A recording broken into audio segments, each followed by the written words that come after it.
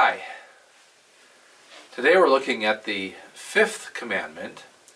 It's a short statement, but a powerful one with a lot to think about. The commandment simply says, "You shall not kill," or some other translation, "You shall not murder," or "You shall not commit murder." Dr. Luther explained the commandment this way in his small catechism: "We should fear and love God, so that we do our neighbor no bodily harm, nor cause him any suffering, but help and befriend him in every need." We start, as we do all our explanations to the commandments, with remembering that ultimately these commandments are about fearing and loving God. And this particular commandment is about what we call the sanctity of human life. Sanctity comes from the Latin word sanctus, which means holy. So we might say the holiness, the sacredness of human life. We understand life, human life, to be sacred because God says to us that He created us in His image. We find that in Genesis.1, verse 27. We also find it in Genesis.9, verse 6. And we're going to look at Genesis 9:6 a little bit more later. But in both of those situations, we're reminded that we are created in God's image. And in the Genesis 9:6 passage, specifically reminded of that in the context of the value of human life. So today I want us to look at 4 situations in which the taking of human life would not be considered murder. There are occasions in our lives, and we have scriptural backing for this, when it is possible that we as individuals, or that we as the state, as the government, would be involved in the taking of life, and it would not be considered murder. These 4 situations are self-defense, a real accident, just war, and capital punishment. Now, I'm not suggesting that we have to agree each individually with capital punishment or with just war. What I am suggesting is that Scripture allows these situations where the taking of human life would not be considered murder. So let's look at each of these with the scriptural passage to indicate to us how this is possible. We start with self-defense. We find in Exodus chapter 22, and this is verses 2 and 3. And I'm going to put the texts of these verses in the description below, so you can look at the verses themselves in the description below. But in Exodus chapter 22, verses 2 and 3, the people of Israel are being told about protecting their homes. It's in the context of obeying this commandment. But what we find in this particular passage is that if a thief enters a home at night and the thief is killed by the homeowner, then the homeowner is not considered a murderer. What the homeowner is doing is protecting his family and protecting his home. Now, you can do what you want with the idea that in this particular passage, as Moses is speaking to the people of Israel, as God is speaking through Moses to the people of Israel, that this applies to the taking of the life of the thief at night, supposedly when his identity is not visible. I'm not exactly sure how that applies in our society today, but certainly we have what's called the castle doctrine. We have self-defense as a doctrine that when we are defending ourselves, when we are defending our homes, when we are defending our families, when we are defending other innocent people, that the taking of life can be justifiable. We also see this in Nehemiah. In chapter 4, verse 13, we read that Nehemiah and the people of Israel were under attack by enemies who were trying to prevent them from building the wall around the city of Jerusalem. And we're going to look at this also in the terms of just war, but we find that Nehemiah actually orders the families who are working to repair the wall to have their weapons with them. So they are protecting both the city and their own families. And so self-defense then is a situation where the taking of human life would be justifiable. A second situation where the taking of human life, it's not a justifiable situation, but it is a situation where it is not considered murder, and this is in the case of a real accident. And we find this in Deuteronomy chapter 19, specifically verse 4, where it delineates for us the circumstances in which an accident might happen.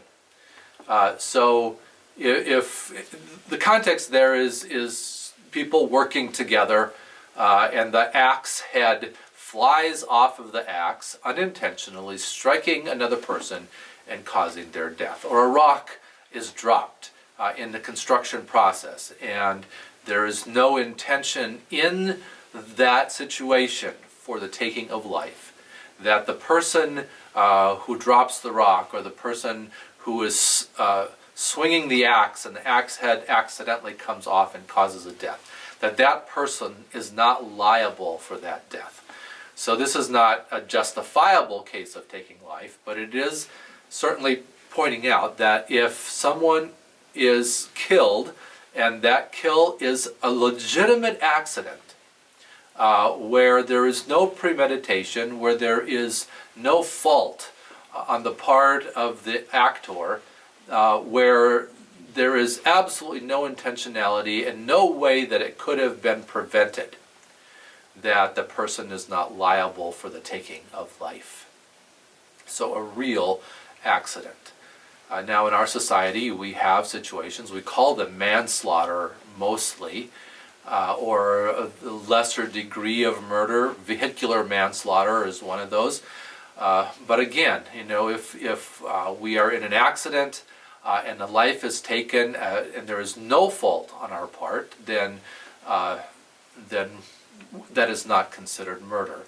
However, if we engage in a behavior that causes the accident, that could have been prevented, for example, driving under the influence of a substance in which case is illegal to begin with, and we cause an accident as a result of that, then there is culpability for the cause of that accident and the cause of that death. Another place where we see that the taking of life could be justifiable is in what we call the just war theory. And here we're recognizing, as we read in Romans chapter 13, that it is the job of government to prevent evil. And so here, in the sense of just war, it is not an individual acting or individuals acting for themselves, but it is individuals acting on behalf of the government, and the government having entered into a situation that could be labeled just war. Again, we see this in Nehemiah, as Nehemiah is telling the people of Israel that as they build the wall to protect themselves and to protect the city, that they are to have their weapons at the ready so that they can do that. And we see that as a justifiable situation. We see that the government protecting our freedoms could be just. And so we exonerate the members of our military When they go into the military, they go in good faith that they're commanding officers, and that the government that they represent will place them into situations that are carefully thought out to be just. And so we have this concept of just war, and there are it can be kind of complicated, but I think there are 4 primary principles that need to be understood and followed in order for a war to be just. One of those is that there has to be a just cause. And this may be the one that is the most difficult to figure out, but a soldier, as he is acting on behalf of his nation, provided that his nation is a just nation, is acting in good faith that he or she is being sent into battle for a just cause. That is to preserve liberty. That is to preserve society and to eliminate chaos. And so we could have a discussion, I suppose, about what just causes are, but we do have to understand that that the soldier is exonerated when he goes into war for a just cause. We also have to recognize that there is a clear path to victory. And again, we, in a participatory government where we can elect our leaders, we are responsible to do that. To elect leaders who, if they would take us into battle, would do so understanding that the plan has an end, and that victory can be achieved and clearly achieved. And so again, we look at some of the conflicts that we as a nation, speaking as a citizen of the United States of America, have engaged in. Sometimes there hasn't been a clear path to victory, or that hasn't been executed, and often we don't recognize that until after the conflict is ended. And yet we should hold our leaders accountable to make sure that the conflicts into which we enter have a justifiable victory and a path to that victory. Another element of just war is that there be no or very limited civilian casualties. Now, we're going to raise questions here, particularly about the dropping of the atom bombs in Japan at the end of World War II, and presumably to bring that war quickly to an end, that the decision was made by our president and our military leaders that the deaths caused by the dropping of those bombs saved countless other deaths. And I'm not going to defend those actions here, but I'm going to suggest that again, we hold our leaders accountable, that when we are taken into conflict, it is done in such a way that we do everything possible to limit civilian casualties. And then finally, the motive of going to war must be to achieve peace.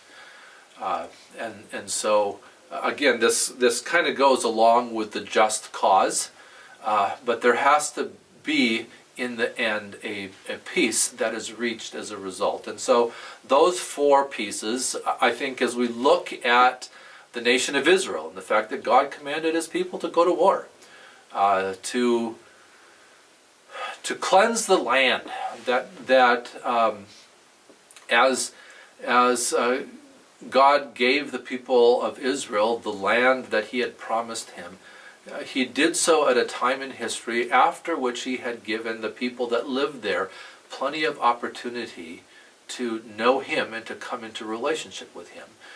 And yet they persisted in unbelief, they persisted in rebellion against him. And at this point, there are many who would suggest that God was not just in what he did. And yet, if we are to be God's people, and understand that there is a God, we simply have to allow God to do what God does, and humble ourselves before him, believing that God is righteous, and that God is holy, that God does what God does according to God's plan, justly and rightly. And then finally, we understand, and again, this has to be within the context of government, that capital punishment is something that Scripture not only allows, but commanded for God's people. Now again, I'm not suggesting that we have to each individually agree that capital punishment is the right way to deal with justice, but God very clearly puts a premium on the value of life because life is created in His image. And so there are specifically two passages of Scripture that point us to capital punishment as a way of dealing with and honoring life. And so one of these is in Genesis.9, verse 6, which reads that whoever shed man's blood, by man his blood shall be shed. And then it goes on to say that the reason for this is that we are created in the image of God, that God made us in His image.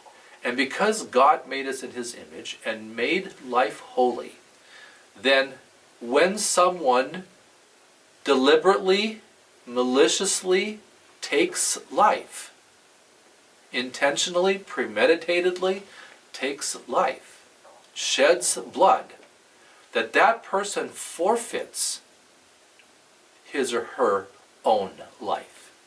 And that it is the responsibility of society, represented by government, who is given the sword for the maintenance of right and the punishment of evil,